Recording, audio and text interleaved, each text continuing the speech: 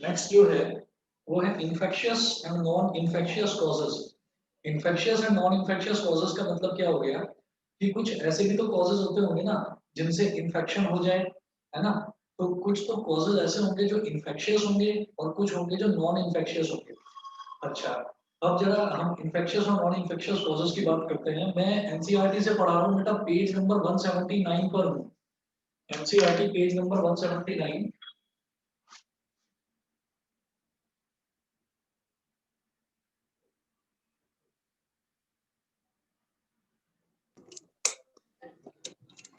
और जो टॉपिक अभी डिस्कस करेंगे वो है infectious and non infectious causes.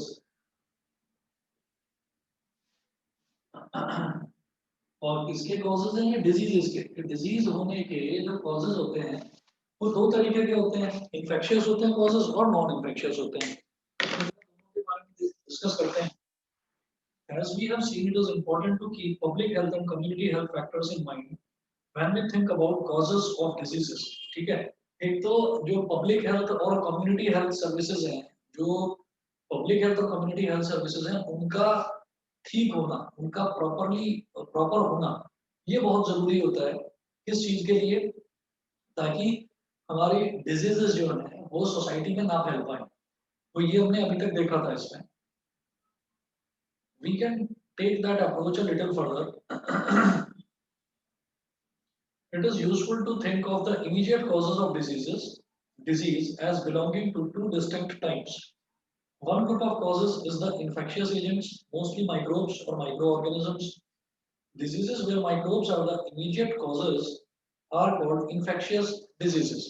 अब क्या होता है कि जो डिजीजेस माइक्रोब्स की वजह से होती है, माइक्रोब्स क्या होते हैं? छोटे छोटे इन्फेक्शियस एजेंट्स, मतलब छोटे छोटे वायरस, उनको माइक्रोब्स बोल देते हैं। Diseases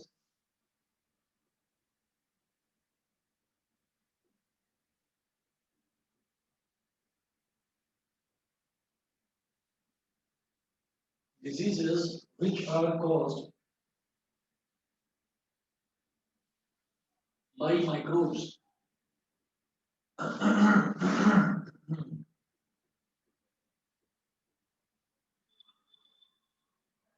diseases which are caused by microbes are called infectious diseases, are called infectious diseases। This is because the microbes can spread in the community and the diseases they cause will spread with them। तो infectious diseases का मतलब क्या है कि वो diseases जो हैं वो पूरी community में फैल जाएंगी। मतलब अगर मान लीजिए एक को कोई प्रॉब्लम हुई और वो अगर किसी कम्युनिटी में है या सोसाइटी में है तो उसके साथ वाले जितने भी लोग हैं उनको भी सेम प्रॉब्लम होने के पूरे पूरे आसार।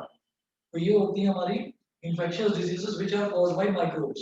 ठीक है, तो अब माइक्रोब्स क्या होते हैं? छोटे छोटे वायरस। अगर एक वायरस किसी एक की बॉडी के अंदर एंटर कर गया तो वो जिसके भी कांटेक्ट में आएगा उसको भी वो डिजीज हो जाएगी। On the other hand, there are also diseases that are not caused by infectious agents.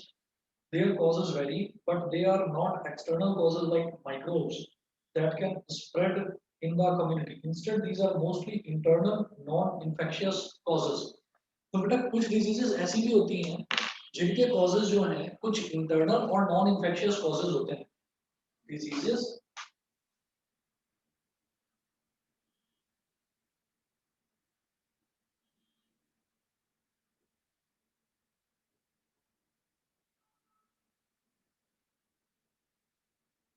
diseases which are caused due to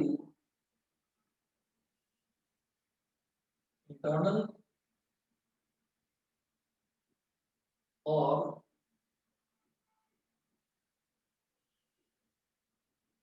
non-infectious,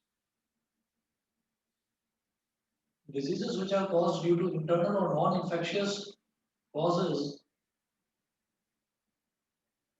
are called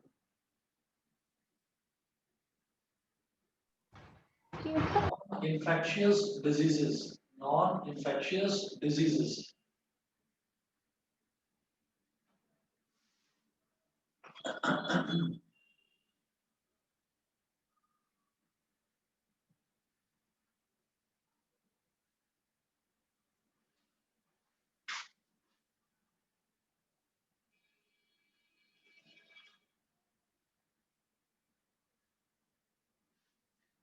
non infectious disease हो गई। अब इंटरनल कॉजेज क्या हो गए? इंटरनल कॉजेज ये हो गए कि मान लीजिए मेरी बॉडी के अंदर, मान लीजिए हीमोग्लोबिन की कमी हो गई। हीमोग्लोबिन मतलब ब्लड का एक कॉन्स्टिट्यूएंट होता है हीमोग्लोबिन। अगर मान लीजिए उसकी हमारी बॉडी के अंदर कमी हो गई, तो क्या मैं अगर किसी के कांटेक्ट में आऊंगा, मैं किसी के साथ बैठूंगा या बातें करूंगा, तो क्या उसकी बॉडी में भी हीमोग्लोबिन की कमी हो जाएगी? हम कहेंगे नहीं, क्योंकि ये जो कॉज है, ये जो रीजन है, ये इंटरनल रीजन है।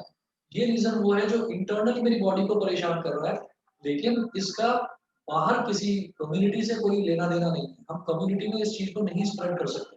ठीक है। उसके बाद हम ये कहते हैं कि जब हम नॉन इन्फेक्शियस डिजीजेस की बात करते हैं, तो नॉन इन्फेक्शियस डिजीजेस में एक तो इंटरनल रीजंस हो गए, है ना, इंटरनल और non infectious causes. Non infectious causes में हम ये भी कह सकते हैं कि कुछ ऐसी भी एबनॉर्मेलिटीज होती हैं जो जेनेटिक एबनॉर्मेलिटीज होती हैं। तो इसमें मैं ये कहता हूँ एग्जांपल में,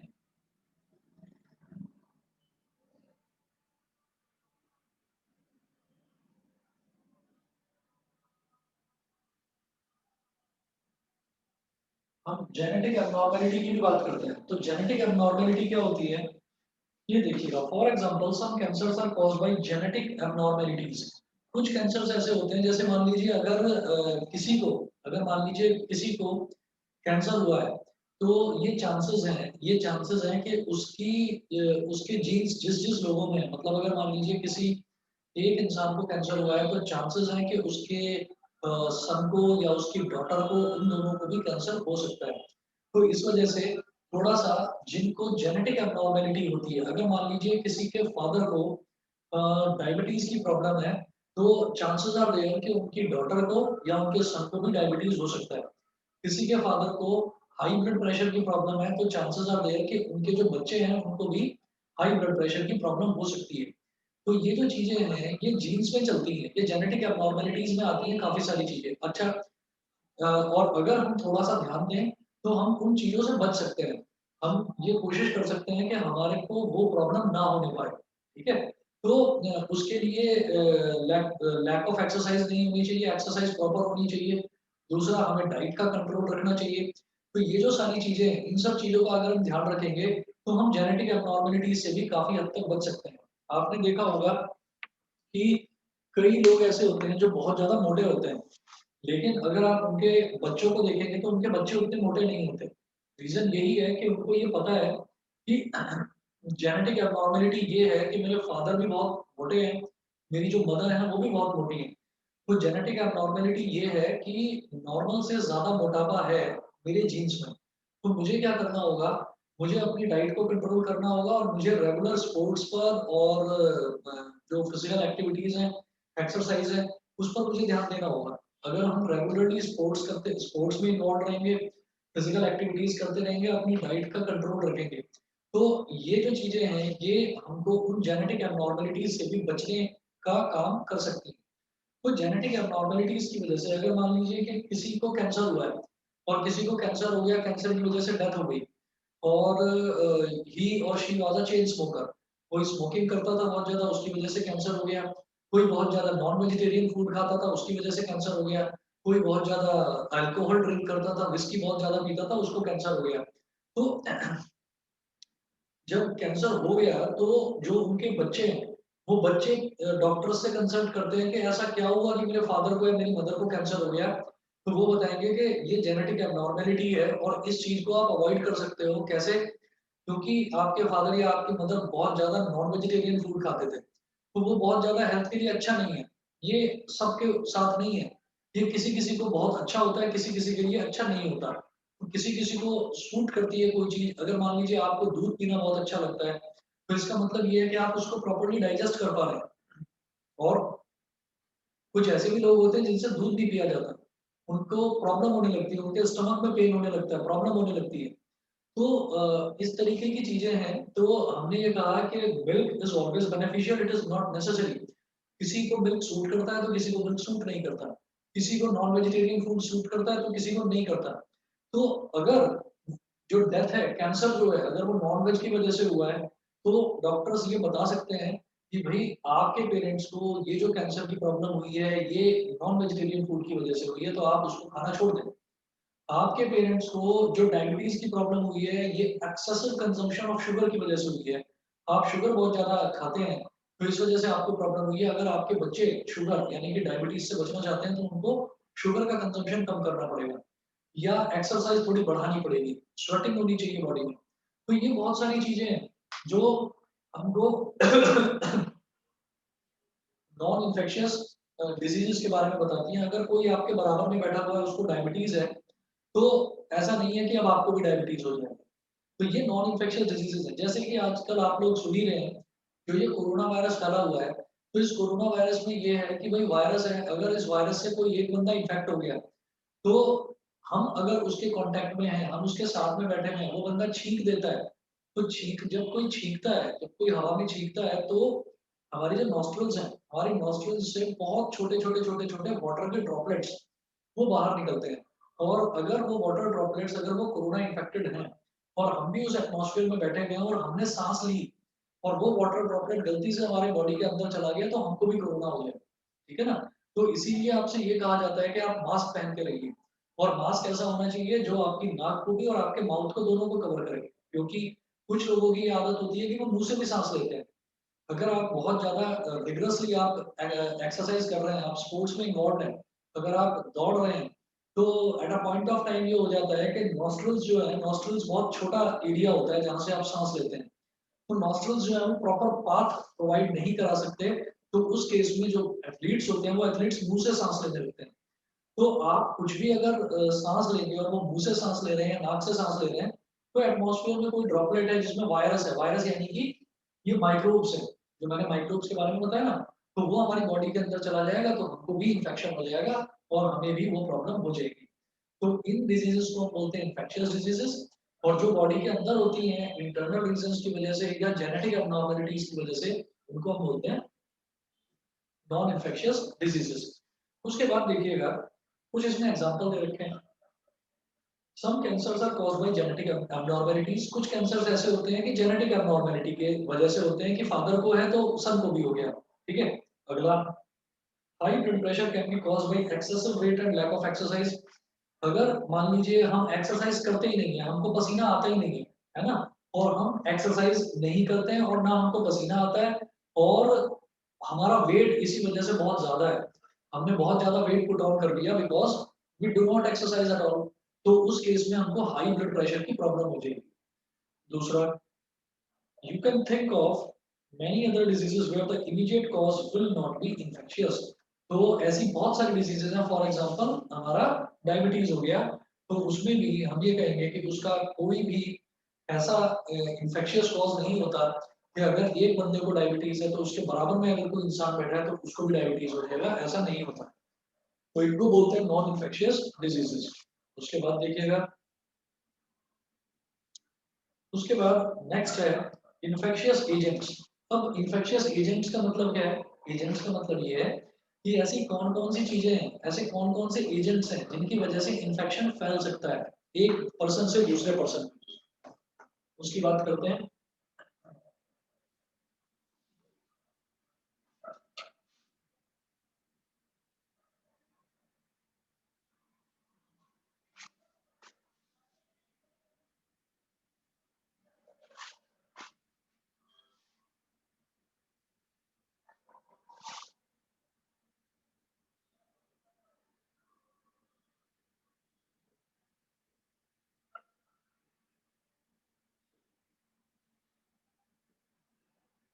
इन्फेक्शियस एजेंट्स, इन्फेक्शियस एजेंट्स के बारे में पढ़ते हैं जरा।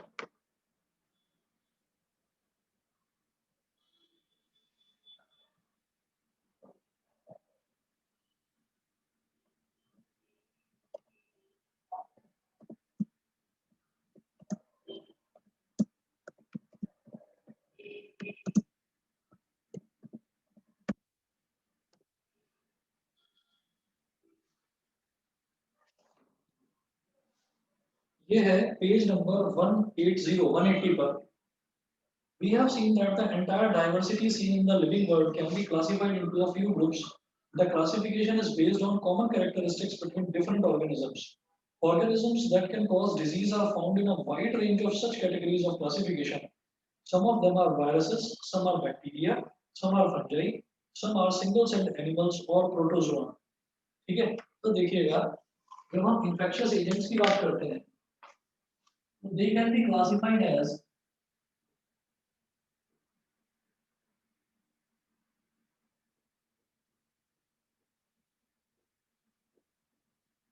they can be classified as bacteria,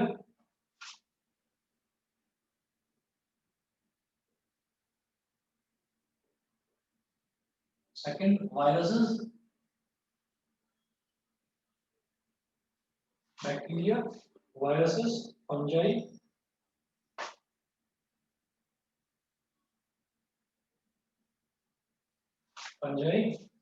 फिर single celled animals,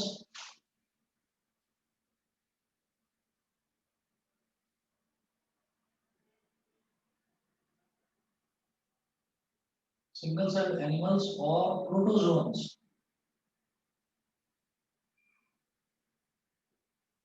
Single celled animals or protozoans. Some diseases are also caused by multicellular organisms such as worms of different kinds.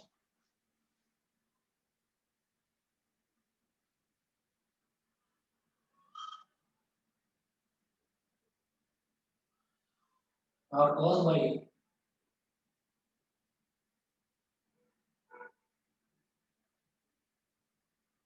multicellular organisms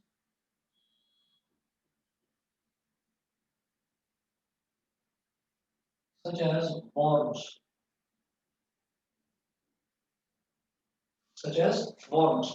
तो कुछ diseases ऐसी भी होती हैं कि जो multicellular organisms की वजह से होती है। हम इन्फेक्शियस एजेंट्स की बात कर रहे हैं, तो इन्फेक्शियस एजेंट्स कौन कौन से हो गए? बैक्टीरिया की वजह से कोई प्रॉब्लम हो सकती है, वायरस की वजह से हो सकती है, फंजाई की वजह से हो सकती है, सिंगल सेल्ड एनिमल्स और प्रोटोजोन्स, सिंगल सेल्ड एनिमल्स को हम प्रोटोजोन्स भी बोलते हैं, तो उनकी वजह से हो सकती है कि ये किसी भी तरीके से बॉडी के अंदर चले जाएं। फॉर एग्जांपल हम ये कहते हैं कि हम जो पानी पी रहे हैं, अगर पानी के अंदर बैक्टीरिया आ गया जो हार्मफुल है हेल्थ के लिए, तो वो मेरी बॉडी में कुछ ना कुछ प्रॉब्लम कर देगा। अगर हम कोई भी चीज खा रहे हैं या हम सांस ले रहे हैं, उसमें अगर वायरस है, वो वायरस कैसे भी करके अगर बॉडी के अंदर चला गया तो हम बीमार पड़ सकते हैं। फिर फंजाई है। फंजाई क्या होती है कि कोई भी चीज जब धीरे धीरे करके खराब होती है, तो उसके ऊपर एक लेयर डेवलप हो जाती है, वो भी एक तरीके का प्लांट सेल होता है, उसको हम फंजाई बोलते हैं। वो फंजाई अगर हमारी बॉडी के अंदर चली गई तो भी मोस्ट ऑफ द केसेस में हमको जो है फूड पॉइजनिंग की शिकायत हो जाती है। तो ये हो गया। फिर सिंगल सेल्ड एनिमल्स और प्रोटोजोन्स। सिंगल सेल्ड एनिमल्स और प्रोटोजोन्स का मतलब क्या है? कुछ ऐसे सिंगल सेल्ड एनिमल्स और प्रोटोजोन्स भी होते हैं कि अगर वो किसी भी तरह से बॉडी में, अगर बॉडी के अंदर चले जाएंगे तो हमारी बॉडी में प्रॉब्लम हो सकती है। तो ये तो कॉमन एजेंट्स हो गए जो इन्फेक्शियस एजेंट्स है, लेकिन सम ऑफ द केसेस हम ये भी कुछ केसेस में हमने ये भी देखा है कि कुछ डिजीजेस मल्टीसेलुलर ऑर्गेनिजम्स जैसे कि वॉर्म्स, वॉर्म्स मतलब जो छोटे छोटे कीड़े होते हैं, तो कुछ जो डिजीजेस हैं वो छोटे छोटे वॉर्म्स यानी कि वो इनकी वजह से भी होती है, जिनको हम मल्टीसेलुलर ऑर्गेनिजम्स बोलते हैं।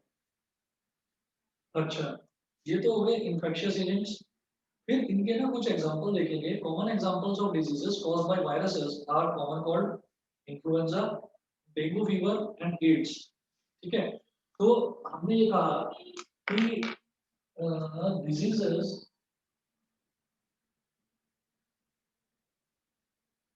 Caused by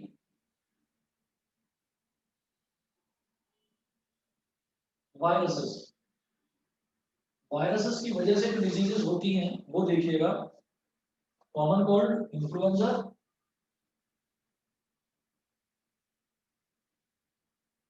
common cold, influenza,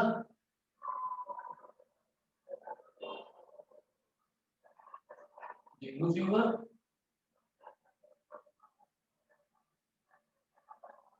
और एड्स। ये कुछ एग्जांपल्स हैं उन डिजीजेस के जो कि वायरसेस की वजह से होती है। एक तो हो गया वायरस, वायरस के अलावा दूसरा है बैक्टीरिया।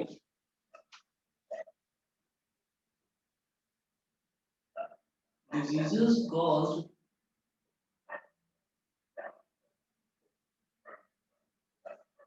by bacteria, जो बैक्टीरिया की वजह से होती हैं diseases caused by bacteria, diseases caused by bacteria ये क्या हो जाएगी, typhoid, fever, cholera, tuberculosis and anthrax.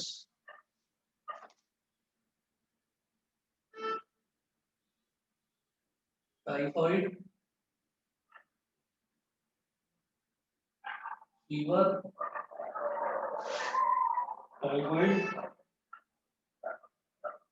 नहीं, ये दोनों एक ही है। टाइफाइड फीवर, तो टाइफाइड में जो फीवर होता है typhoid fever,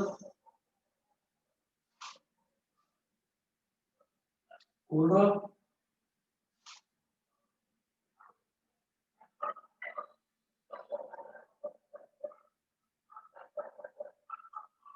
cholera, tuberculosis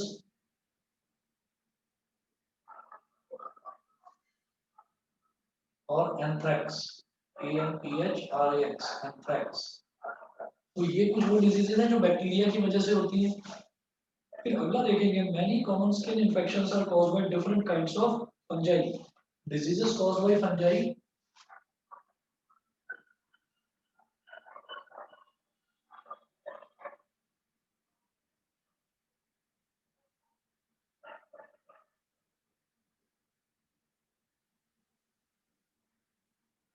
diseases caused by fungi ये क्या होती हैं, कॉमन स्किन डिजीजेस। फंजाई की वजह से ज्यादातर जो कॉमन स्किन डिजीजेस होती हैं वो फंजाई की वजह से होती हैं। फॉर एग्जांपल कहीं हमारे बॉडी में कहीं कोई फुंसी निकल आई, या कहीं कोई बॉडी में चेहरे पर, हाथ पर, पैर पर कहीं कोई पिंपल निकल आया, तो उसको हम बोलेंगे कि फंजाई की वजह से वो स्किन प्रॉब्लम हुई है। नेक्स्ट बात करेंगे हम इनकी सिंगल सेल एनिमल्स और प्रोटोजोन्स की। तो protozoans microbes cause many familiar diseases such as malaria and kala azar. Diseases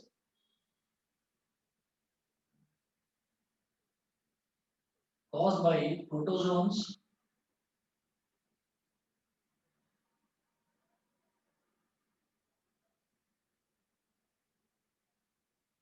malaria and kala azar. Kala azar एक टाइप का ना फीवर होता है, इसको ना ब्लैक फीवर बोलते हैं, कालाजार।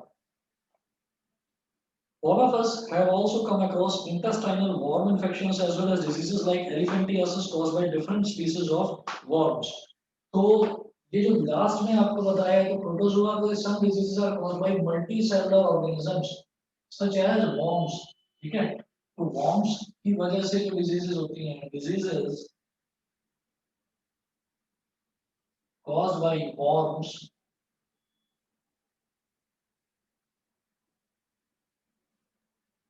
तो ये स्टमक इन्फेक्शन भी हो जाता है worms की वजह से,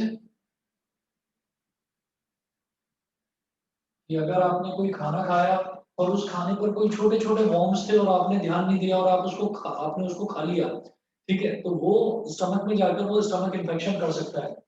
तो diseases caused bye worms, stomach infection, एक तो ये होता है, और दूसरा एलिफेंटियासिस।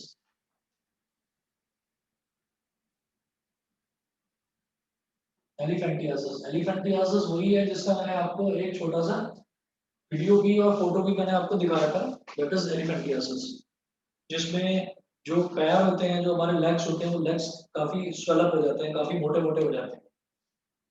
उसके बाद अगला, why is it important that we think of these categories of infectious agents?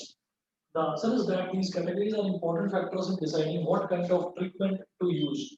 Members of each one of these groups, viruses, bacteria, and so on, have many biological characteristics in common. अब ऐसा क्या है कि हम इन viruses को, bacteria को, या protozoans को, या फंजाई को हम स्टडी कर रहे हैं। क्या क्यों स्टडी कर रहे हैं? क्योंकि इन वायरसेस को खत्म करने का भी कोई ना कोई तरीका होता है।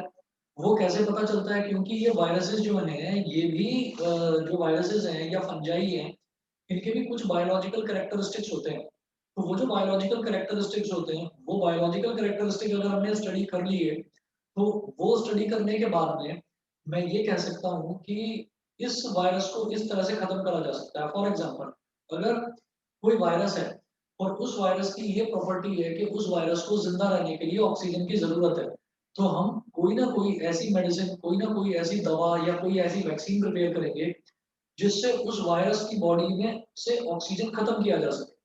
उसकी बॉडी में से ऑक्सीजन खत्म होगा तो ऑटोमेटिकली वो वायरस अपने आप ही खत्म हो जाएगा। ठीक है, तो ऐसा कोई ना कोई हम टेक्निक निकालते हैं, दैट डिपेंड्स ऑन फिर उनकी बायोलॉजिकल कैरेक्टरिस्टिक्स क्या है। जैसे हम हैं इंसान, तो हमें जिंदा रहने के लिए ऑक्सीजन की जरूरत है। अगर मान लीजिए कोई ऐसी टेक्निक हो जिससे एटमॉस्फेयर की ऑक्सीजन को खत्म करा जा सके या किसी एक रीजन की ऑक्सीजन को खत्म करा जा सके, तो जितने भी इंसान हैं वो ज्यादा से ज्यादा 5 मिनट के अंदर सब मर जाएंगे। तो वही है कि अगर वायरसेस को खत्म करना है या किसी बैक्टीरिया को खत्म करना है, किसी प्रोटोजोआ को खत्म करना है, तो उसकी बायोलॉजिकल कैरेक्टरिस्टिक, उसकी बायोलॉजिकल प्रॉपर्टी को हम स्टडी करेंगे कि उसकी बॉडी को क्या चीज एसेंशियल है। वो जो चीज उसकी बॉडी को एसेंशियल है उस चीज को खत्म कर दीजिए, वायरस अपने आप खत्म हो जाएगा।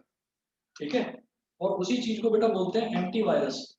ऐसी चीज जो वायरस के अगेंस्ट काम करे, एंटी वायरस। अब हम जो इनको स्टडी कर रहे हैं वो इसी वजह से स्टडी कर रहे हैं क्योंकि इनकी बायोलॉजिकल कैरेक्टरिस्टिक्स पता चल जाए तो हम इनको खत्म करने का तरीका ढूंढ सकते हैं।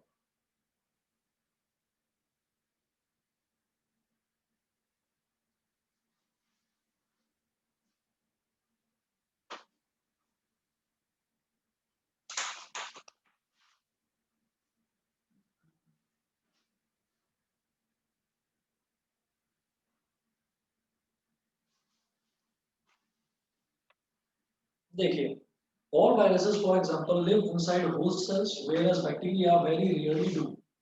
Viruses, bacteria and fungi multiply very quickly while worms multiply very slowly in comparison.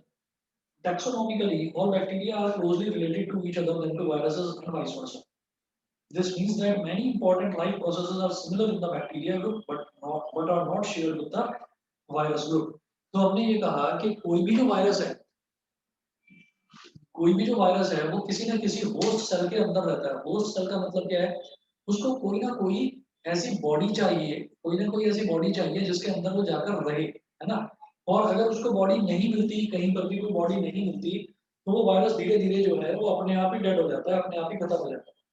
तो आप ये देखिएगा कि जैसे हम जो आजकल बच्चा बच्चा जानता है, सभी बच्चों को पता है कोरोना वायरस जो है, तो कोरोना वायरस भी तो एक वायरस है ना। तो उस वायरस को भी कोई ना कोई एक बॉडी चाहिए। तो इसी वजह से जो ये इतना लंबा लॉकडाउन किया गया था कि मतलब कंप्लीट लॉकडाउन है, कंप्लीट शटडाउन है कि कोई भी दुकान नहीं खुलेगी, कोई अपने घर से बाहर नहीं निकलेगा। आपको जाना है तो सिर्फ फल सब्जी वगैरह जो भी आपको लेनी है वो जाकर ले लो और चुपचाप अपने घर के अंदर बैठो। तो आप लोगों ने, सभी ने, मैंने भी, हम सब ने देखा कि मार्च में, अप्रैल में, मई में ये काम हुआ है, लॉकडाउन हुआ है। तो उसमें ऐसा क्यों करा गया? ऐसा इस वजह से करा गया कि वायरस को जिंदा रहने के लिए बॉडी चाहिए।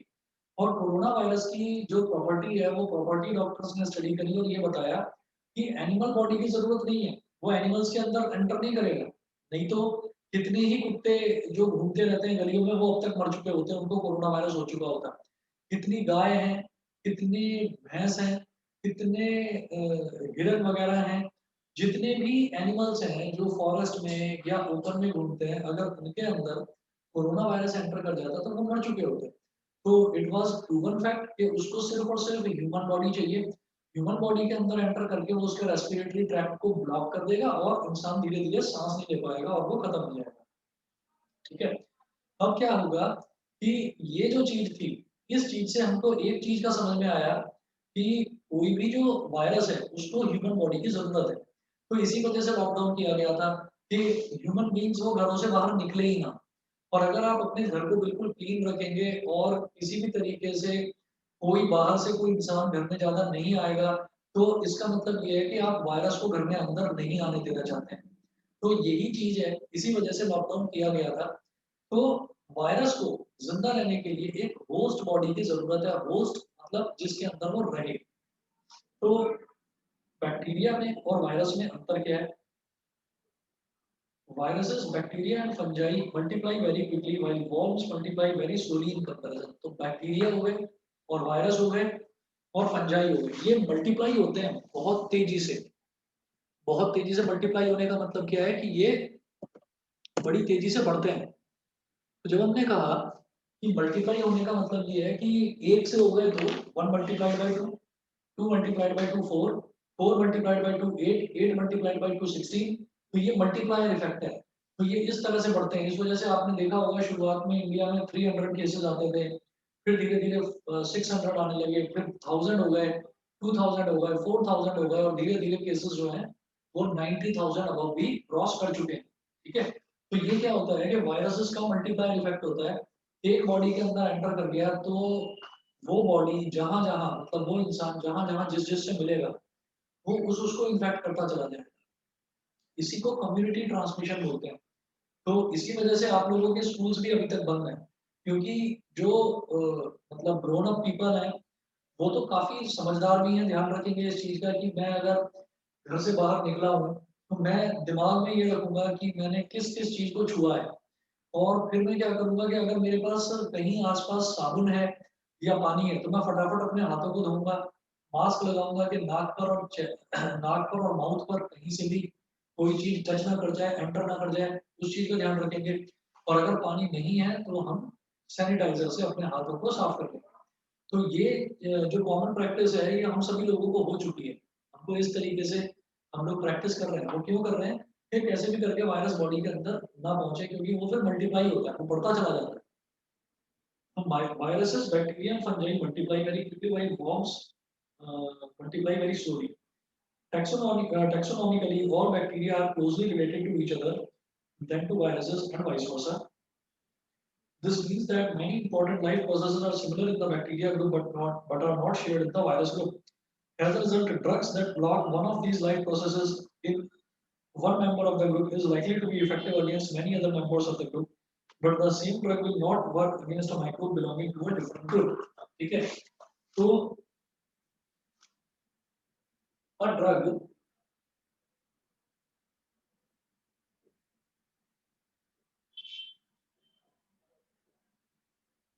which is used to kill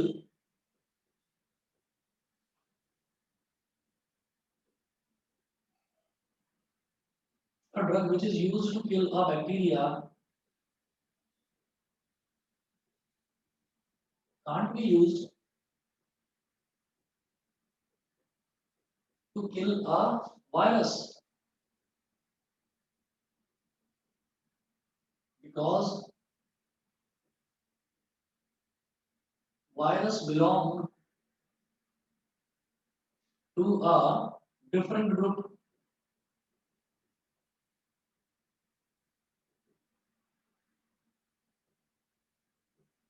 ठीक है ना?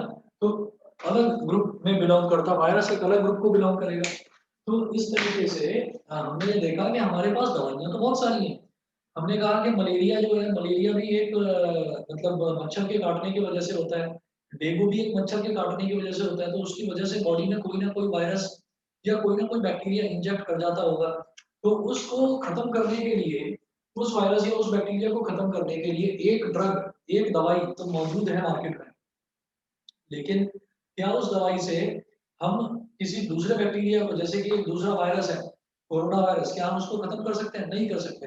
बहुत दिनों से, महीनों से ये एक्सपेरिमेंट ये लगातार चलता आ रहा है अलग अलग लेबोरेटरीज में कि कोरोना वायरस को मारने के लिए दवाई बनाई जा रही है। अब वो कोई भी अभी तक सक्सेसफुली इम्प्लीमेंट नहीं हो पाई। ठीक है ना?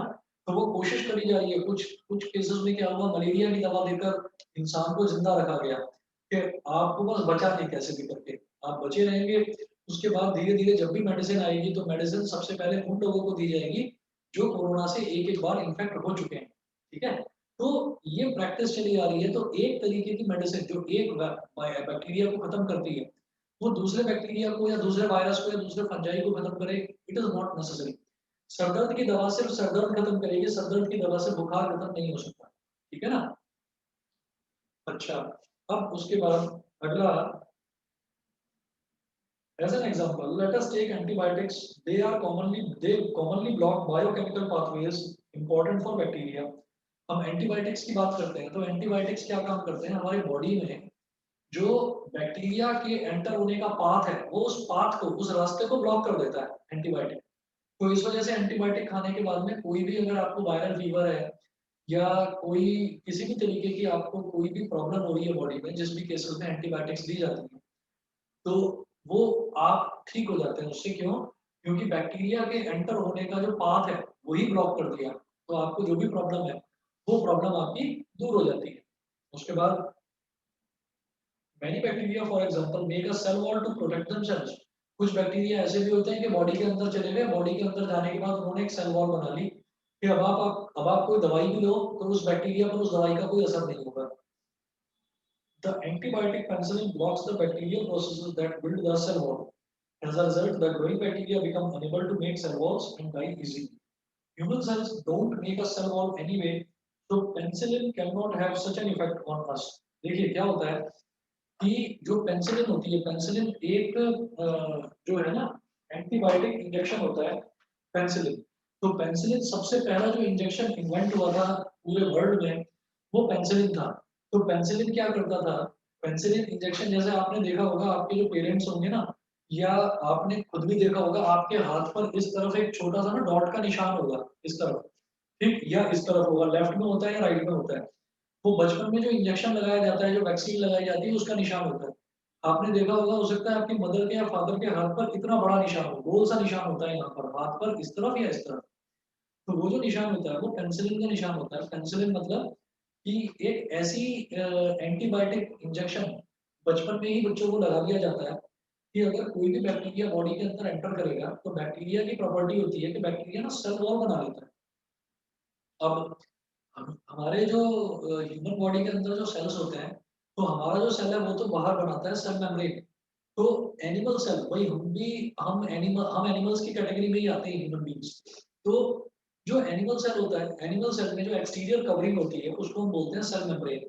और जो प्लांट सेल होता है उसमें सेल मेम्ब्रेन के बाहर एक और फर्दर प्रोटेक्टिव कवरिंग होती है, उसको बोलते हैं सेल वॉल। तो बैक्टीरिया जो होते हैं वो बॉडी के अंदर आकर सेल वॉल बना लेते हैं। अब आप सोचिए कि सेल वॉल कितनी ज्यादा स्ट्रांग होती है कि सेल वॉल खत्म ही नहीं हो पाएगी बॉडी के अंदर, और वो बैक्टीरिया डेवलप डेवलप डेवलप करता जाएगा और अल्टीमेटली इंसान उस बैक्टीरिया की वजह से मर जाएगा। ठीक है? तो इस वजह से पहले काफी डेथ्स भी होती थी लोगों की जब कोई बैक्टीरिया बॉडी के अंदर एंटर कर जाता था। तो फिर पेनिसिलिन जो इंजेक्शन है वो जब इन्वेंट हुआ, तो पेनिसिलिन का काम ही ये था कि बॉडी में किसी भी तरीके का बैक्टीरिया एंटर करे, और वो अगर सेल वॉल बनाएगा तो उसका काम ही सेल वॉल को ब्रेक करने का था। वो सेल वॉल को ब्रेक करता था फर्दर। वो क्या काम करता था कि अगर सेल वॉल बन गई है तो उसको ब्रेक करेगा, और अगर नहीं बनी है तो सेल वॉल को कभी बनने ही नहीं देगा बॉडी के अंदर। वो दवा जब इंजेक्ट कर दी जाती है तो वो थ्रू आउट लाइफ बॉडी के अंदर रहती है कि वो ऐसे एंटी बैक्टीरिया हमारी बॉडी के अंदर डाल दी है। एंटी बैक्टीरिया मतलब जो बैक्टीरिया से लड़े, तो ऐसे एंटी बैक्टीरिया हमारी बॉडी के अंदर इंजेक्ट कर दिए जो थ्रू आउट लाइफ हमारी बॉडी के अंदर रहेंगे। और फिर क्या होता है, जैसे कहते हैं ना कि पोलियो का इंजेक्शन या पोलियो की ड्रॉप अगर आपने बचपन में ले ली तो आपको कभी पोलियो नहीं होगा। उसका रीजन यही है कि पोलियो वाला जो बैक्टीरिया होता है वो बैक्टीरिया अगर बॉडी के अंदर आ गया वो तो बचना मुश्किल है, फिर आपका हाथ या पैर काम नहीं करेगा। लेकिन अगर आपने पोलियो की ड्रॉप ले रखी है तो क्या होगा, तो बॉडी में जब वो बैक्टीरिया आएगा तो आने के बाद में वो अपनी सेल वॉल बना ही नहीं पाएगा। वो सेल वॉल बना ही नहीं पाएगा, और वो जो एंटी बैक्टीरिया मेडिसिन है पोलियो वाली वो थ्रू आउट लाइफ हमारी बॉडी के अंदर रहती है। ठीक, वो कभी खत्म नहीं होती बॉडी में से। ठीक है ना?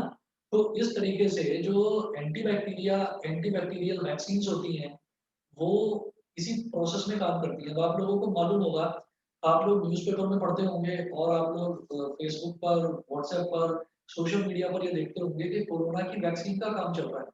तो अब ऐसा तो है नहीं कि पहले कोरोना होगा और फिर उन लोगों का इलाज करेंगे, क्योंकि उसमें तो लोग मर भी सकते हैं।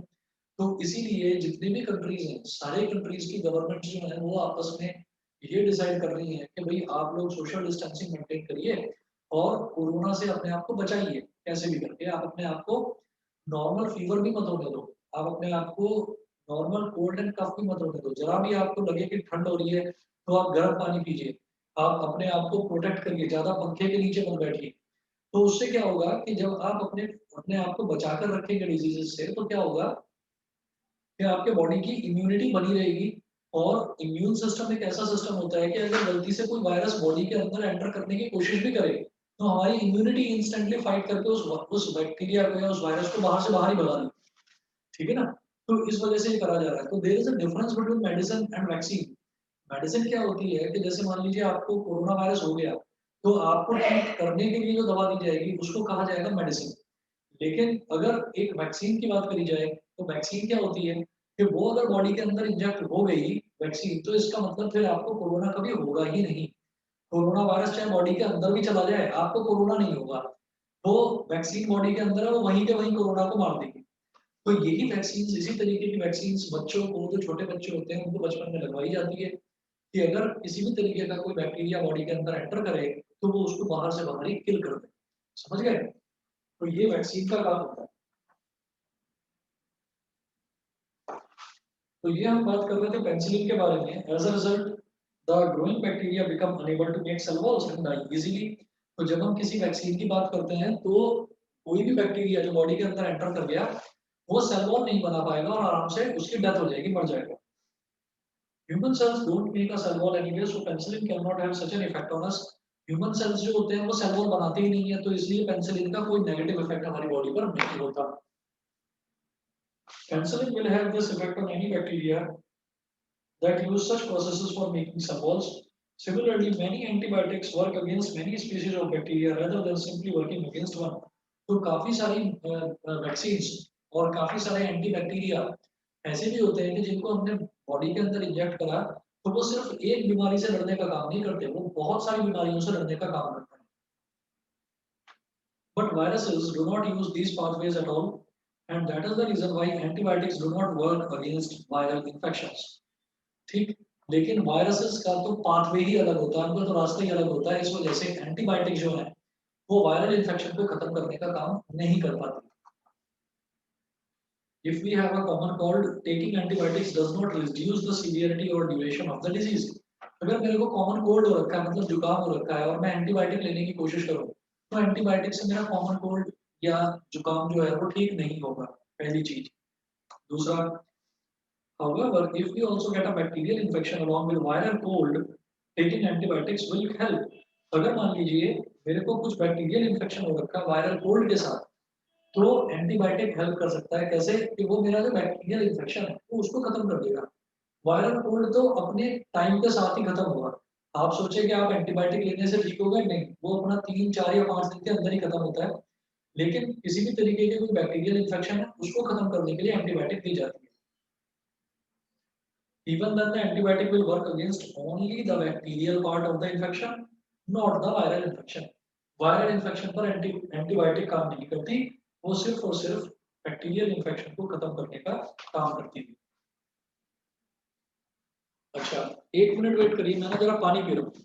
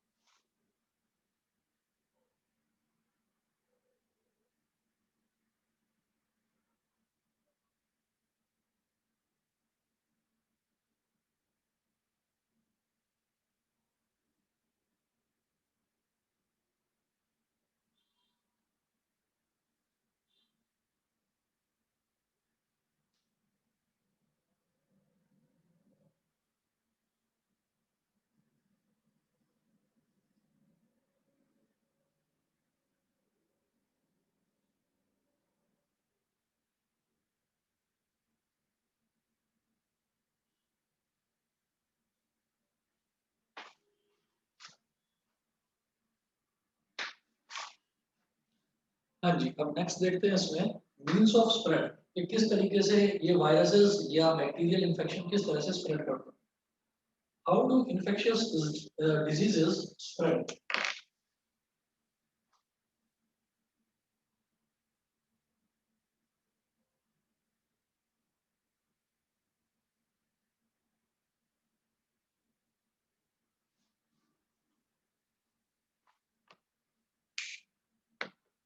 जो इन्फेक्शियस डिजीजेज हैं ये किस तरह से स्प्रेड करती हैं? Many microbial agents can commonly move from an affected person to someone else in a variety of ways.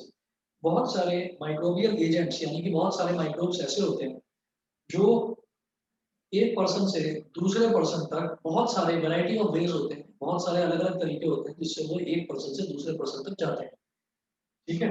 In other words they can be communicated and so are also called communicable diseases. तो काफी सारी diseases ऐसी होती हैं जो एक person से दूसरे पर्सन में चली जाती हैं, तो ऐसी डिजीजेस को हम बोलते हैं कम्युनिकेबल डिजीजेस। फिर such disease causing microbes can spread through the air. This occurs through the little droplets thrown out by an infected person who sneezes or coughs. मतलब अगर कोई infected person है, वो छींकता है या उसको खांसी आती है, तो उससे जो माइन्यूट माइन्यूट ड्रॉपलेट्स निकलते हैं, वो ड्रॉपलेट्स अगर कोई दूसरा पर्सन इनहेल कर ले, तो उसको वो प्रॉब्लम हो सकती है। इसीलिए मास्क की बात करी जा रही है। Someone standing close by can breathe in these droplets and the microbes get a chance to start a new infection. तो कोई जो पास में खड़ा हुआ है वो इन infectious droplets को breathe कर सकता है और breathe करके उसको भी वो infection हो सकता है। Examples of such diseases spread through the air are the common cold, pneumonia and tuberculosis. तो common cold, pneumonia और tuberculosis वो इसी तरीके से फैलता है कि अगर एक इंसान जिसको tuberculosis हो रखा है वो छींकता है या खांसता है, तो वो जो माइन्यूट ड्रॉपलेट्स हैं अगर गलती से वो आपने इनहेल कर ली तो आपकी बॉडी के अंदर भी सेम प्रॉब्लम हो सकती है। ठीक है। उसके बाद चलिए फिर आज ना इतना ही करते हैं। अगला जो है आगे का जो है वो कल करते हैं। आज के लिए इतना ही करेंगे। ठीक है।